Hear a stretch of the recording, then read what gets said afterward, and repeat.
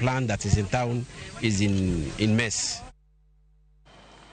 Apisa marito le mag bunge KWS komakore kod apisa mag okwach kich malodwa e kaunti ma Turkana ondhiyo ji ariyo mane tiyoga piko e temo yombo gi tunge 6 mag liech ka gichomo boma malodwa.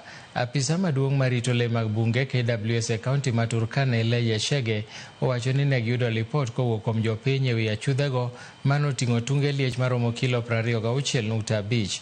Jalup komishona ma Turkana Central Thomas Siele opwoyo jopiny, apisas mag rito le mag bunge kaachiel kod KWS go okwach kich kuom tiyo kanyakla mar ndhiyo achudhego. Ji ariyogo ibiro chwali e doho chieng' wuok tich kaluwore gi chik marito le mag bunge pachoka.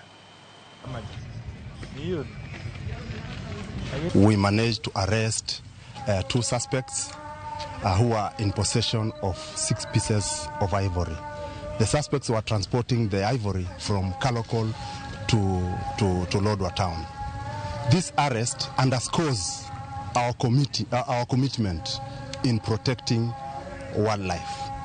We urge the members of the public to continue volunteering such information so that together we can protect our wildlife. I want to ask our people who might be having or who are intending to trade in this kind of